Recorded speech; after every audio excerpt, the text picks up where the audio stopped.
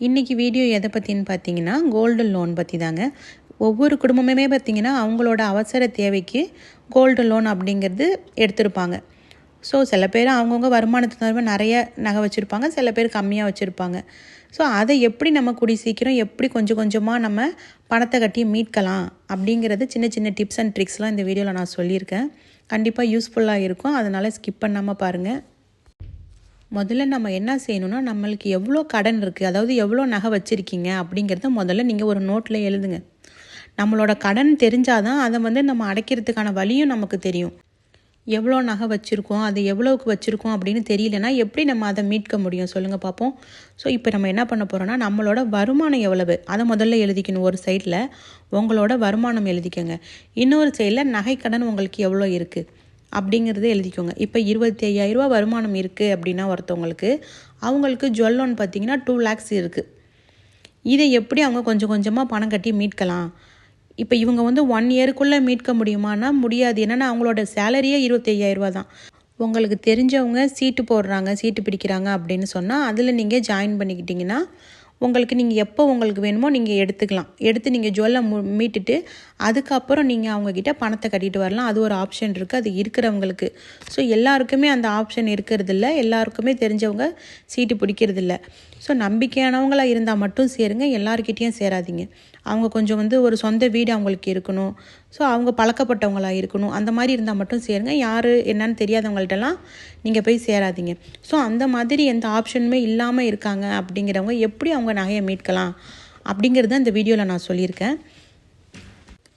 இப்போ 2 லட்ச ரூபா அவங்களுக்கு அசல் அமௌண்ட், 2 லட்ச ரூபாய்க்கு அவங்க ஒரு நகையை வச்சுருக்காங்க. இதில் நீங்கள் எப்படி பிளான் பண்ணி இந்த நகையை நீங்கள் மீட்கலாம், அதுக்கு நம்ம எவ்வளோ பணம் மாதம் மாதம் கட்ட வேண்டியிருக்கும். என்னென்னா நம்மளோட சேலரியே பார்த்திங்கன்னா 25,000 தான். அப்போ எப்படி நம்ம கட்ட முடியும்? நான் ஒரு எக்ஸாம்பிளுக்கு சொல்லியிருக்கேன். சரினா ஒவ்வொரு பேங்க்கில் டிஃபர் ஆகும் இல்லையா இன்ட்ரெஸ்ட்டு. முடிஞ்ச வரைக்கும் நீங்கள் பேங்க்கில் எங்கே கம்மியாக கிடைக்குதோ அங்கே வைக்க பாருங்கள் உங்களோட அவசரத்துக்குன்னா. அதுவும் உங்களோட வருமானம் எவ்வளோன்னு பார்த்துட்டு தான் நீங்கள் வைக்கணும். நம்ம வருமானத்துக்கு நம்மளால் மீட்க முடியுமா இந்த அமௌண்ட்டு? ஒரு கடன் வாங்கினாலுமே நீங்கள் அப்படி தான் செய்யணும். நம்ம வருமானத்துக்கு தகுந்த மாதிரி தான் நம்ம கடனே வாங்கணும். ஸோ இதுக்கு பார்த்திங்கன்னா 1 இயருக்கு ஒரு 24,000 இன்ட்ரெஸ்ட் நான் இதில் போட்டிருக்கேன். ஸோ டோட்டல் அமௌண்ட் எவ்வளோ இருக்கும் 1 இயருக்குன்னு பார்த்தீங்கன்னா 2,24,000 இருக்கும். என்னென்னா பிரின்சிபல் அமௌண்ட் ஒரு 2 லட்சம், இன்ட்ரெஸ்ட் ஒரு 24,000, டோட்டல் பார்த்திங்கன்னா 2,24,000 1 இயருக்கு. ஸோ இதுக்கு நம்ம எப்படி பிளான் பண்ண முடியும், மாதம் மாதம் எவ்வளோ பணம் கட்டணும் அப்படின்னு எப்படி நம்ம கால்குலேட் பண்ணலாம் அப்படின்னு பார்த்தீங்கன்னா, இந்த டோட்டல் அமௌண்ட்டை நீங்கள் என்ன பண்ணணுன்னா 12ஆல் டிவைட் பண்ணணும். 1 இயருக்குள்ளே மீட்கணும் அப்படிங்கிறவங்களுக்கு நான் இதை சொல்கிறேன்.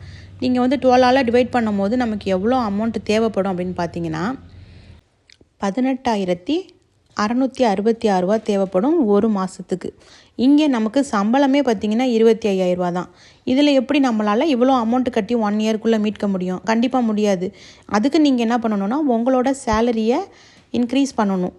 இல்லை உங்களுக்கு ஏதாவது பார்ட் டைம் ஜாப் பண்ணுறீங்கன்னா நீங்கள் பண்ணணும். ஒருத்தரோட வருமானம் தான் இருக்குது அப்படின்னா நீங்கள் 2 பேரும் ஏதாவது ஒர்க் பண்ண பார்க்கணும். ஸோ இதெல்லாம் இருந்தால் மட்டும்தான் 1 இயருக்குள்ளே மீட்க முடியும். இல்லை அப்படிங்கிற பட்சத்தில் எங்களுக்கு ஒருத்தரோட வருமானம் தான் 25,000 தான் எங்களுக்கு வருமானம் அப்படின்னு நினைக்கிறவங்க என்ன பண்ணுங்கள் அப்படின்னா, இப்போ நம்மளோட வருமானம் பார்த்திங்கன்னா 25,000. இதை நம்ம எப்படி பிரிக்கணும் அப்படின்னு பார்த்தீங்கன்னா, செலவுக்கு 70% எடுத்துக்கோங்க. அது உங்களுக்கு எந்த செலவாக இருந்தாலும் சரி தான், நீட்ஸாக இருக்கட்டும், வான்ஸாக இருக்கட்டும், எல்லாமே சேர்த்து டோட்டலாகவே உங்களுக்கு 70% உங்களோட சேலரி நீங்கள் ஒதுக்கிடணும். அதாவது 17,500. நீங்கள் ஒரு ரெண்டட் ஹவுஸில் இருக்கீங்கன்னா கண்டிப்பாக உங்களுக்கு இந்த அமௌண்ட் தேவைப்படும். இதுக்குள்ளே தான் நீங்கள் ஃபேமிலி ரன் பண்ணுற மாதிரி பார்க்கணும். இல்லை ஓன் ஹவுஸில் இருக்கீங்கன்னா பிரச்சனை இல்லை, தாராளமாக 17,500 போதுமான பணமாகவே இருக்கும் செலவுக்கு. இதுக்கு கடன் அடைக்க நீங்கள் என்ன பண்ணணும் அப்படின்னா 30% நீங்கள் ஒதுக்கணும். அதாவது 7,500. இது எல்லாமே பார்த்திங்கன்னா நீங்கள் கடன்லேருந்து மீண்டு வரணும் அப்படிங்கிறவங்களுக்காக நான் சொல்லக்கூடிய ஐடியா தான். தேவைப்படுறவங்க மட்டும் இந்த வீடியோவை நீங்கள் கண்டினியூவாக பார்க்கலாம். இல்லை எங்களுக்கு தேவையில்லை அப்படின்னா நீங்கள் ஸ்கிப் பண்ணிவிட்டு போகலாம். நமக்கு கடன் அடைக்கிற வரைக்கும், நம்ம கடன்லேருந்து மீண்டு வர வரைக்கும் கொஞ்சம் சேவிங்ஸ்லாம் நமக்கு கஷ்டமாக தான் இருக்கும். ஸோ கடன் அடைச்சாலே நமக்கு பெரிய ஒரு திருப்தி வந்துடும். கடன் இல்லாமல் நம்ம தூங்குறதும், கடன் இல்லாமல் எந்திரிக்கிறதுமே பெரிய ஒரு சந்தோஷம் தான் நம்ம வாழ்க்கையில். ஸோ சேவிங்ஸுங்கிறது கொஞ்சம் நமக்கு அப்போதைக்கு நீங்கள் ஸ்டாப் பண்ணி வைங்க. கடனை ஒரு ஜுவல் வச்சுருக்கீங்கன்னா அதை மீட்டுட்டு அதுக்கப்புறம் நீங்கள் சேவிங்ஸுக்கு நீங்கள் போங்க. ஸோ இப்போ எப்படி வரும்னா ஒரு மாதத்தோட இன்ட்ரெஸ்ட் எவ்வளோ வரும்னு பார்த்தீங்கன்னா 2000 ரூபா வரும் 2 லட்ச ரூபாய்க்கு. இதுவும் நான் ஒரு அப்ராக்சிமேட்டாக தான் நான் சொல்லியிருக்கேன். இது டிஃபர் ஆகும், பேங்குக்கு பேங்க் டிஃபர் ஆகும். ஸோ இப்போ நம்ம பிரின்சிபல் அமௌண்ட் நம்ம எவ்வளோ மாதம் கட்டிக்கிட்டு வரணும் அப்படின்னு பார்த்தீங்கன்னா 5500 ரூபா. என்னென்னா நம்ம கடன் அடைக்கிறதுக்குன்னு 7500 ரூபா ஒதுக்கியிருக்கோம் இல்லையா, அதனால் சொல்கிறேன் 2000 ரூபா உங்களுக்கு இன்ட்ரெஸ்ட் போக பேலன்ஸ் அமௌண்ட்டை பிரின்சிபலாக அதில் கட்டிக்கிட்டே வாங்க. ஸோ 5500 ரூபா நீங்கள் கட்டிக்கிட்டே வரும்போது உங்களுக்கு 12 மாதத்தோட முடிவில் நம்ம எவ்வளோ கட்டியிருப்போம், அதாவது 1 இயரில் நம்ம அசல் மட்டும் எவ்வளோ கட்டியிருப்போம்னு பார்த்தீங்கன்னா 66,000 ரூபா நம்ம கட்டியிருப்போம். இப்போ ஒரு மாதமும் நீங்கள் 5500 ரூபா நம்ம கட்டிக்கிட்டு வரும்போது இன்ட்ரெஸ்ட் வந்து 2000 ரூபாயிலேருந்து குறைஞ்சிக்கிட்டே வரும். ஸோ ஒரே இன்ட்ரெஸ்ட் இருக்காது, குறைஞ்சிக்கிட்டே தான் வரும்.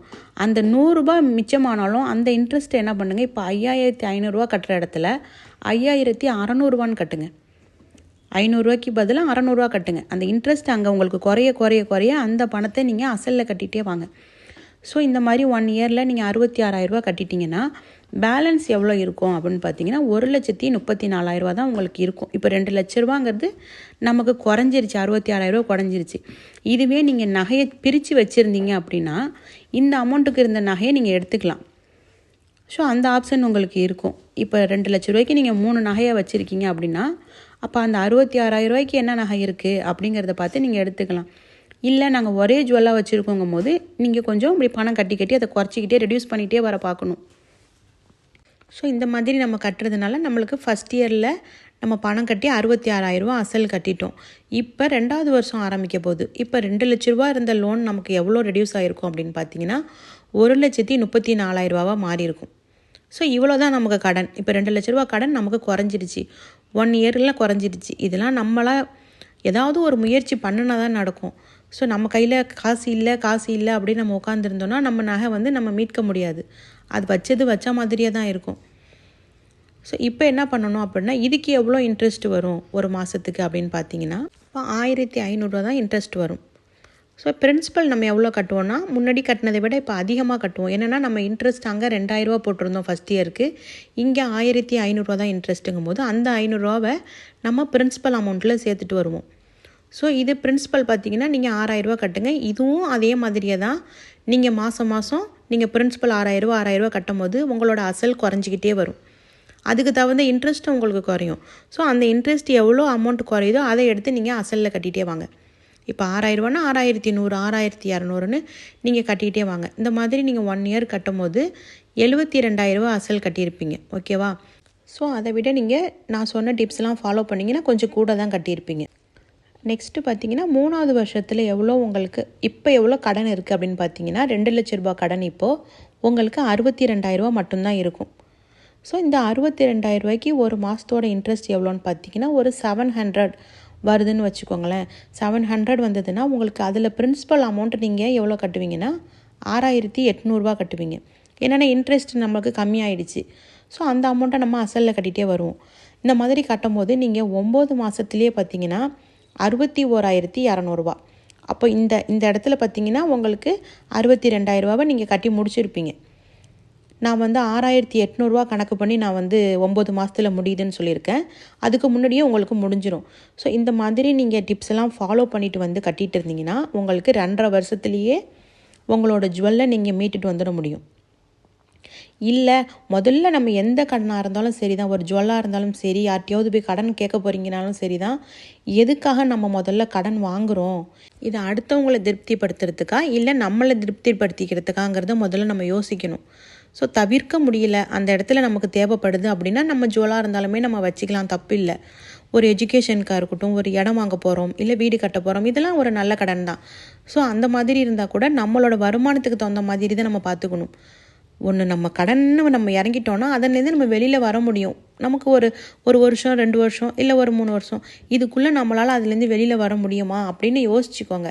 யோசிச்சுட்டு செய்யுங்க. இல்லைன்னா நம்மளையும் பாதிக்கும், நம்மளை சுற்றி உள்ளவங்களையும் கடனுங்கிறது பாதிக்கும். ஸோ இந்த மாதிரி நீங்கள் ஃபாலோ பண்ணும்போது ஈஸியாக உங்களால் ஃபேமிலியை எந்தவே டிஸ்டர்ப் பண்ணாது. எதுவுமே டிஸ்டர்ப் பண்ணாமல் உங்களோட 70% சேலரியை நீங்கள் உங்கள் குடும்பத்துக்காக ஒதுக்கிட்டு ஒரு 30% நீங்கள் எடுத்து வைக்க போகிறீங்க உங்கள் கடனை மீட்கிறதுக்கு, உங்கள் ஜுவல்லை மீட்கிறதுக்கு. அவ்வளோதான். ஈஸியாக உங்களால் இந்த மெத்தடை ஃபாலோ பண்ணிங்கன்னா வருஷ கணக்கில் பேங்க்கில் இருந்துக்கிட்டே இருந்ததை விட கொஞ்சம் நம்ம கொஞ்சம் நம்ம சிந்திச்சோம் அப்படின்னா நம்மளோட நகையை நம்ம ஈஸியாக மீட்டுட்டு வீட்டுக்கு வந்துடலாம். என்னோடய வீடியோ உங்களுக்கு பிடிச்சிருந்ததுன்னா நான் சொல்லக்கூடிய யூஸ்ஃபுல்லான டிப்ஸ்லாம் உங்களுக்கு பயனுள்ளதாக இருக்குது அப்படின்னு நினச்சிங்கன்னா நம்மளோட சேனலை சப்ஸ்கிரைப் பண்ணி வச்சுக்கோங்க. மறக்காமல் நம்மளோட வீடியோவுக்கு ஒரு ஹைப் கொடுத்துருங்க. உங்கள் ஃப்ரெண்ட்ஸ் அண்ட் ஃபேமிலிஸ்க்கு நம்மளோட வீடியோவை ஷேர் பண்ணுங்கள். நான் போடுற ஒவ்வொரு வீடியோவும் உங்களுக்கு யூஸ்ஃபுல்லான வீடியோவாக தான் இருக்கும்.